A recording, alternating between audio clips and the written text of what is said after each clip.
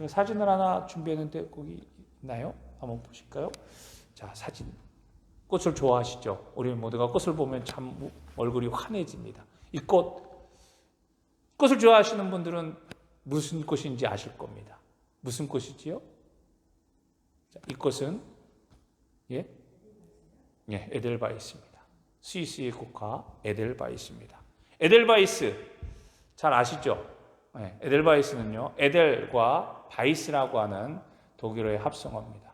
에델, 고귀하고 소중하고 존귀한, 그리고 바이스, 우리가 희다라고 하는 그런 의미를 가지고 있는 그 두 단어가 합성해서 에델바이스가 됐습니다. 자, 에델바이스는요, 우리가 잘 알고 있듯이 우리 인접해 있는 스위스의 국화, 그리고 알프스의 눈 덮인 높은 산에서 자라나고 있는 정말로 순수하고 또 아름다운 그런 꽃입니다. 흰 꽃으로 눈 덮인 주위 환경과 완벽하게 또 조화를 이루고 있고요. 얼뜻 보아서는 잘 구별할 수 없을 정도로 그렇게 순백의 꽃이라고 합니다. 그리고 그 꽃을 보존하려고 책 사이에 끼워 놓으면요, 몇 년 동안 변색이 되지 않고 오랫동안 보존하기도 한다고 합니다. 그래서 이 꽃을 순수함을 상징하는 알프스의 영원한 꽃으로 또 우리가 생각하기도 합니다. 에델바이스, 고귀하고 희고 순전한 그런 꽃입니다. 그런 의미를 가지고 있어요. 여러분, 제가 왜 이 에델바이스를 여러분들에게 보여드렸을까요? 성도들의, 하나님의 사람들도 마찬가지라고 하는 거예요. 하나님의 사람들도 거룩하고 순수하고 고귀한, 정말 깨끗한 그러한 결정체가 되어야 된다고 하는 겁니다. 내가 하나님 앞에서 고귀하고 존귀한 존재임을 끊임없이 하나님 우리에게 말씀해 주셨어요. 고귀한 존재다. 내가 너를 가장 사랑한다. 너는 세상에서 가장 귀한 존재다라고 끊임없이 우리에게 말씀하고 있잖아요. 하나님의 자녀들은 바로 그런 존재들입니다. 그래서 끊임없이 나를 고귀한 존재로서, 거룩한 자녀로서 우리가 만들어가고 그렇게 유지해야 된다고 하는 거예요. 그렇게 하기 위해서는 우리가 어떻게 해야 됩니까? 하나님의 성품을 닮아가야 되는 거예요. 이미 우리 안에는 하나님의 성품이 있습니다. 그런데 그 성품을 끊임없이 우리가 닮아가도록 유지하려고 노력해야 되는데, 세상에서 이리 치이고 저리 치이다 보면 이 하나님의 성품이 하나씩 사라지게 돼버려요. 그래서 어느 순간 하나님의 성품이 사라지고 세상의 것들로 가득 차서, 그 세상의 것들이 무엇입니까? 하나님이 가장 싫어하는 죄와 욕망과 거짓과 타락으로 물들어 버린다라고 하는 거예요. 오늘 베드로 사도는요, 우리에게 이렇게 말씀하고 있습니다. 그러므로 너희의 마음의 허리를 동이고 근신하여 예수 그리스도께서 나타나실 때에 너희에게 가져다 주실 은혜를 온전히 바랄지어다 라고 말씀하고 있어요. 하나님의 사람들, 하나님의 자녀들은요, 예수 그리스도께서 우리에게 행하실 놀라운 은혜를 우리가 사모하고 기다리면서 끊임없이 기도하고 근신하라고 말씀하고 있어요. 마음을 동이라고 하잖아요. 세상의 것들을 위해서 우리가 노력하고 애쓰는 그런 삶보다 더 무엇보다 중요한 것은 무엇이냐? 거기에 세상의 영향, 세상의 문제, 세상의 풍습들을 쫓아서 우리가 거기에서 쉽게 휩싸이는 그런 삶이 아니라 마음을 동여서 하나님의 마음을, 하나님의 말씀을 우리의 삶 속에서 끊임없이 우리가 이끌어가도록, 이뤄갈 수 있도록 하나님의 말씀을 우리가 붙잡고 살아가라고 말씀하고 있는 것입니다.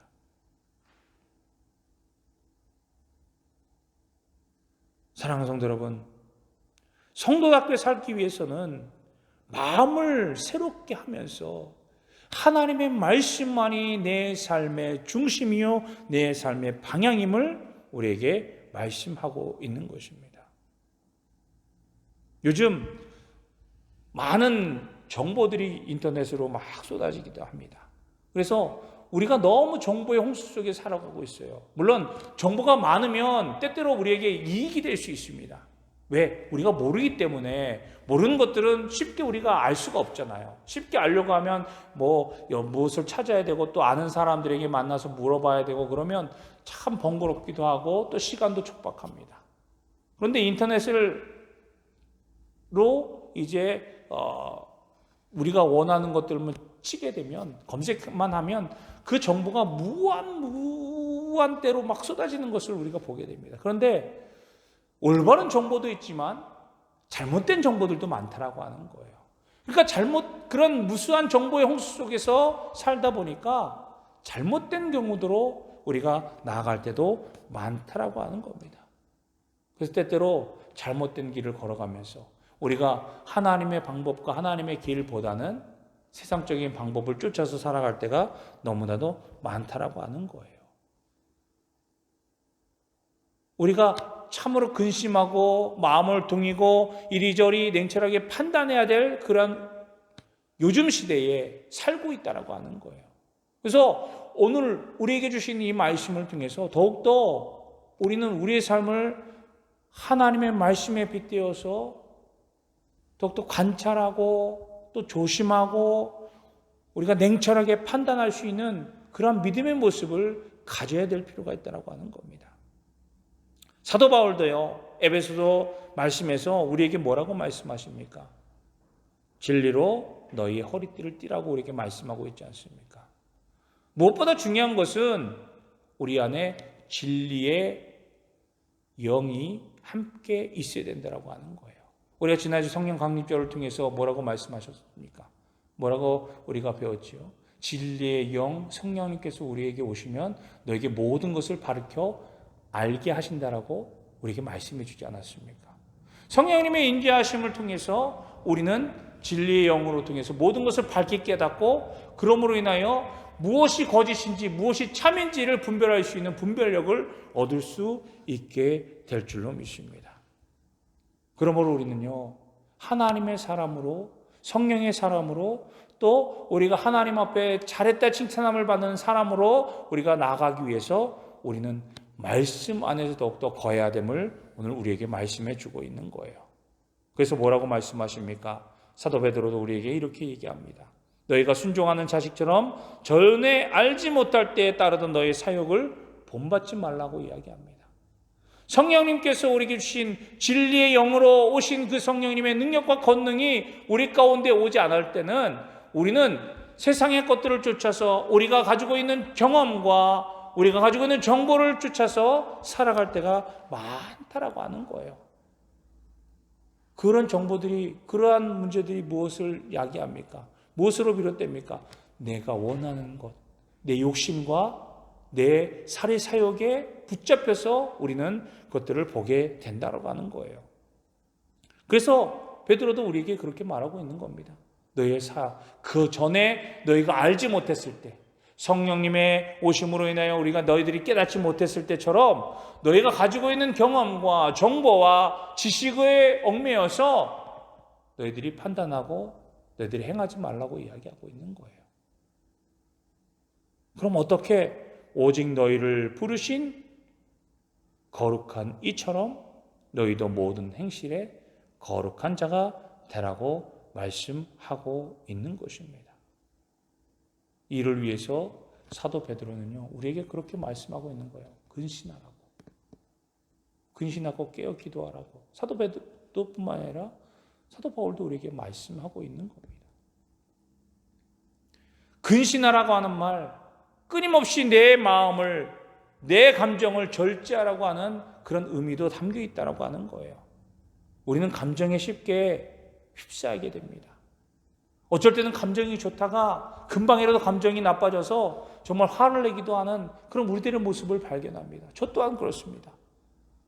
금방이라도 막 즐겁고 기쁘다가 무엇인가 내가 원하지 않고 내가 뜻하지 않은 일들, 그런 이야기들을 들었을 때 어떡합니까?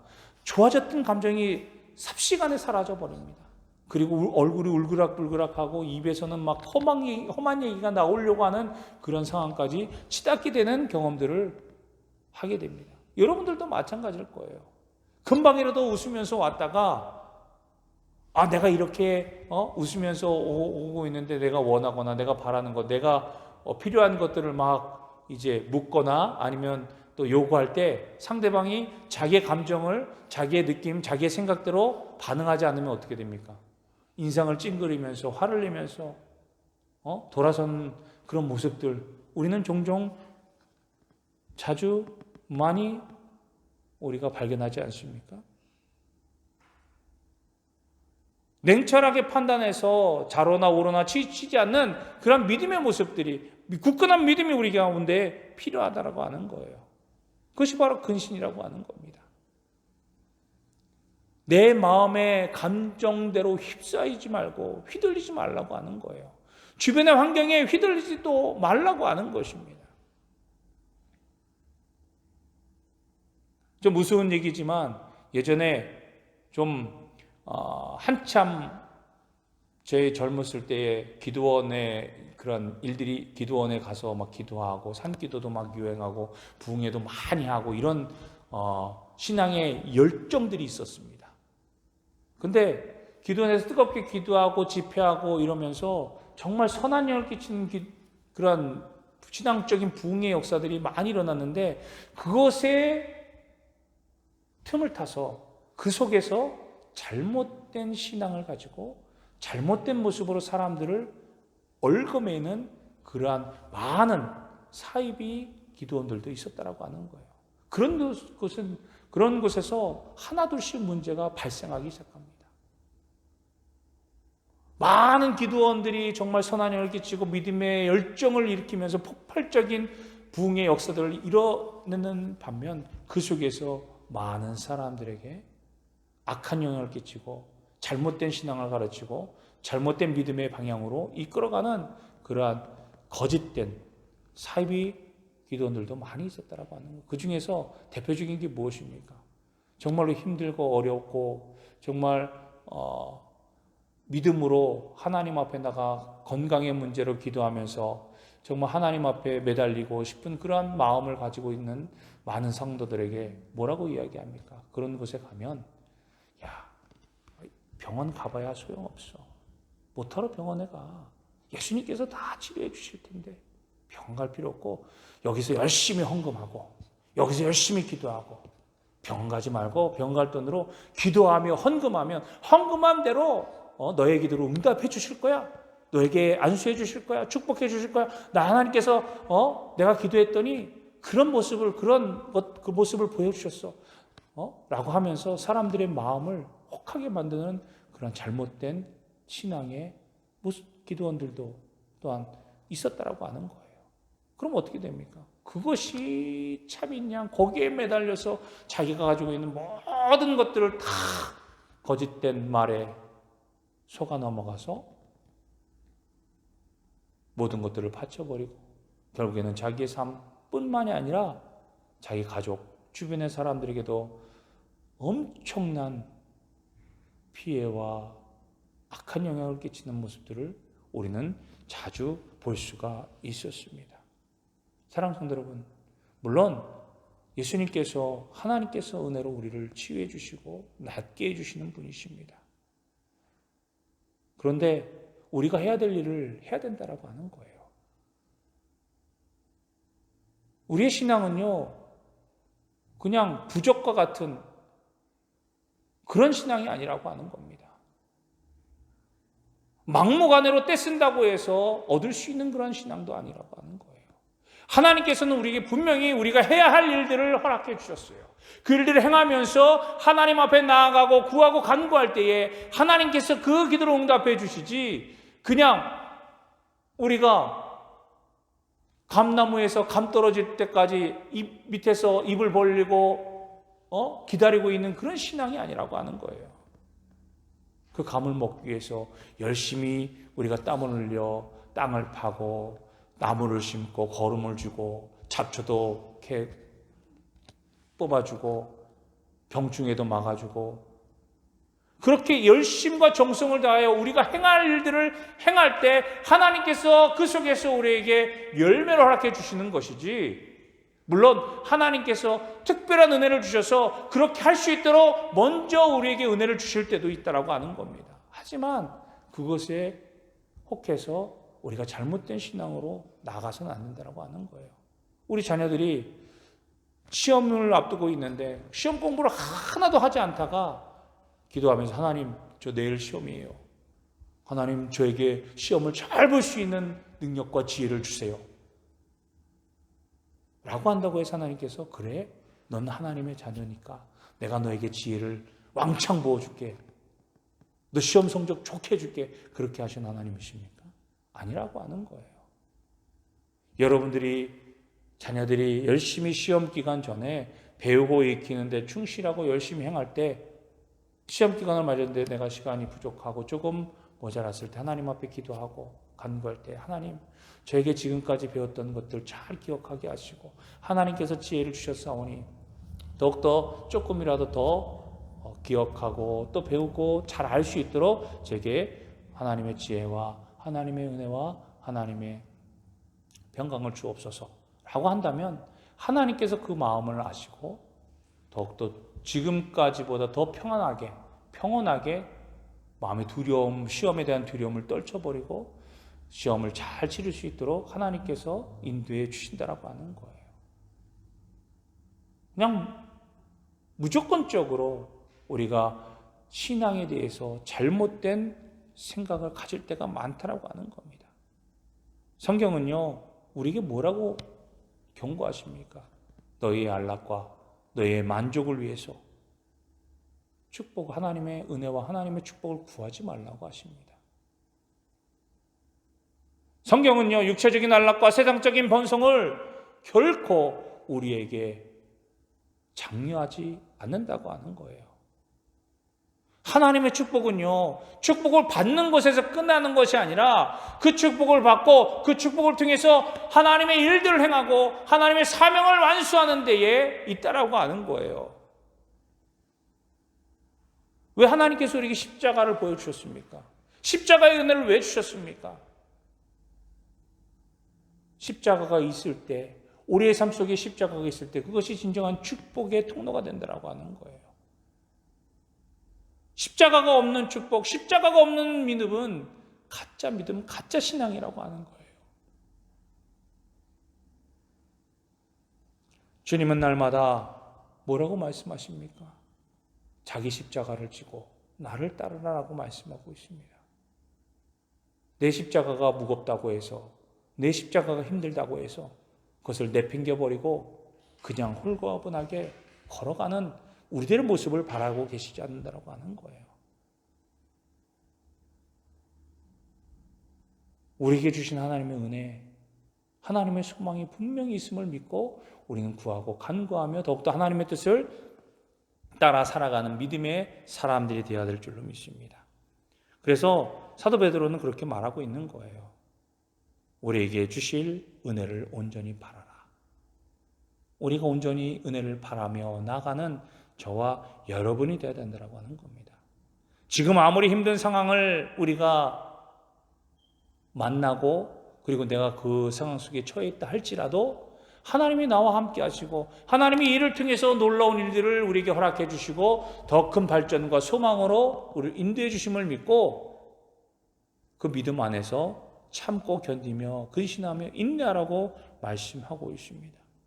사랑하는 성도 여러분, 지금 내가 보잘것없는 것처럼 보여지지만 여러분들에게 주신 하나님의 능력과 권능은 무궁무진하다고 하는 거예요. 어떻게 하나님께서 여러분들에게 일을 행하실지 그는 그 누구도 알 수가 없습니다. 오직 하나님만이 아실 수 있는 거예요. 여러분들을 통해서 하나님께서 이루실 일들을 하나님께서 이미 계획하시고 그 일들을 행하고 계시다고 하는 사실을 믿고 담대하게 나가시기를 바랍니다. 요한 웨슬리 목사님처럼 정말로 목회자의 가정에서 어릴 때부터 경건한 믿음 생활을 가지고 성경을 배우고 말씀을 배우고 정말 나는 구원의 확신이 있는 것처럼 여겨졌지만 죽음의 고비를 만났을 때 두려워서 벌벌 떨고 있는 자신의 모습을 발견하면서 야, 내가 정말 하나님의 사람인가? 내가 정말 경건하게 내가 행동하고 생활했다고 하지만 그 경건이 정말 하나님의 영광을 위해서 하나님의 일들을 위해서 행하였을까? 참된 구원의 확신이 없다면 그 모든 것들이 허울뿐이었구나라고 하는 사실을 우리는 깨달아야 된다고 하는 거예요. 사도 바울도 어떻습니까? 그가 열심히 가지고 있었던 모든 것을 동원해서 정말 이것이 참이야, 이것이 선이야 라고 생각하면서 그가 바라고 소망했던 것들을 힘써서 행할 때에 예수님을 만나고 나서 그 모든 것들이 내가 지금 바라고 소망하고 열심으로 붙잡았던 것들은 다 나의 안위와 나의 만족을 위해 했던 거구나. 하나님의 이름으로 하나님을 영광을 위해서 한다고 했지만 결국에 돌아봐서는 하나님 앞에서는 하나님의 영광과 하나님의 일이 아닌 내 자신을 위한 내 자신의 안위와 내 자신의 영예를 위해서만 내가 일을 했구나. 그러면서 그는 꼬꾸라져서 하나님 앞에 기도하고 다시금 하나님의 은혜를 입었을 때 그는 어떻겠습니까? 자신의 삶을 들여서 자기의 모든 것을 들여서 하나님만을, 예수님만을 증거하는 전도자의 삶을 살지 않았습니까? 마찬가지예요. 우리의 삶 속에서도 내가 보잘것이 없는 것처럼 보여지지만 하나님께서 우리에게 주신 놀라운 잠재력이 있음을 여러분 믿고 이 잠재력을 통하여서 하나님 앞에 더욱더 하나님의 자녀로서 나아갈 수 있도록 우리가 힘써서 행할 수 있는 저와 여러분 되시기를 주님의 이름으로 간절히 축복합니다. 우리에게는 힘든 것이 언제나 있어요. 언제나 따라다닙니다. 힘든 상황을 벗어나고 싶어서 발버둥 치고 있다고 할지라도 그 언젠간 또다시 그것에서 벗어난다 할지라도 우리는 다시금 또한 힘든 상황을 맞이하게 될 수밖에 없습니다. 그럴 때일수록 우리는 어떻게 해야 됩니까? 또 힘들어. 또 어려워. 내 삶은 참 어려워라고 하면서 부정적인 말들을 쏟아부어게 되겠습니까? 아니에요. 긍정적인 말들로 바꾸고 우리가 하나님의 은혜를 더욱더 간구하는 저와 여러분이 되어야 될 줄로 믿습니다. 오늘 예수님께서 우리에게 보여주신 믿음의 삶, 믿음의 일들을 우리도 닮아가기를 원하시고 계세요. 사도 베드로는 우리에게 뭐라고 말하고 있습니까? 우리가 너희가 쫓아갈 것, 너희가 바라고 소망할 것 오직 예수 그리스도다. 너희를 부르신 그 부르심에 합당한 삶으로 나아가라고 이야기하고 있어요. 너희를 부르신 하나님 그 이께서 너희를 거룩하게 했으니 너희의 삶이 거룩한 삶으로 나아가라. 그리고 너희를 부르신 이가 거룩하니 너희도 거룩하라고 말씀하고 있습니다. 중요한 것은 지금 나의 모습이 아니라고 하는 거예요. 지금 나의 모습이 뛰어나고 위대하고 높고 낮음에 중요한 것이 아니라고 하는 겁니다. 베드로는 오늘 우리에게 다시 한번 우리에게 말씀하고 있습니다. 하나님은 우리를 외모로 보지 않으신다고, 우리의 마음의 중심을 보신다고 말씀하고 있습니다. 외모로 보지 않고 각 사람의 행위대로 심판하시는 이를 너희가 아버지라 부르고 있으니 너희가 나그네로 있을 때 두려움으로 지내라라고 이야기합니다. 우리는 지금 나그네 같은 인생을 살아가고 있어요. 우리가 돌아가야 될 곳, 우리의 본향, 아버지 집, 하나님의 집에 돌아가는 그날까지 우리는 여전히 나그네와 같이 방황하며 살아갈 수밖에 없습니다. 그런데 나그네와 같이 살아가는 이 순간 우리가 어떻게 살아가야 되냐? 바로 베드로 사도는 우리에게 뭐라고 말씀하십니까? 거룩한 자의 모습으로, 즉 하나님의 성령, 하나님의 영을 힘입어서 우리가 진리로 띠를 띠고 진리의 영으로 충만해져서 분별하고 또 분별해서 하나님의 일들을 이뤄가는 거룩한 삶, 믿음의 삶으로 살아가라고 말씀하고 있습니다. 사랑하는 성도 여러분, 우리를 통해 하나님의 놀라운 일들이 있습니다. 요한 웨슬리 목사님에게도 그랬고요. 마틴 루터 목사님에게도 그랬고요. 많은 성경에 쓰임받은 하나님의 사람들에게도 동일한 역사로 하나님께서는 역사하셨습니다. 우리에게도 마찬가지입니다. 우리가 하나님 앞에 얼마나 거룩한 자로 하나님의 뜻을 이루어가는 자로 마음에 합한 자로 서느냐. 오늘 우리가 그 믿음을 고백하며 하나님 앞에 나아가는 저와 여러분이 되어서 하나님 앞에 그래 내가 너에게 놀라운 일들을 이루며 너를 통해 하나님의 영광을 나타내겠다. 우리에게 이미 그 일들을 행하고 계시는 그 일들이 우리의 삶 속에서 고백되어지고 또 그 일들을 하나님 앞에 나타낼 수 있는 저와 여러분의 삶이 되기를 주님의 이름으로 간절히 축원합니다.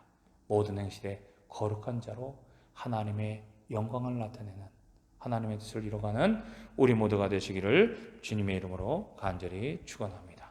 기도하겠습니다.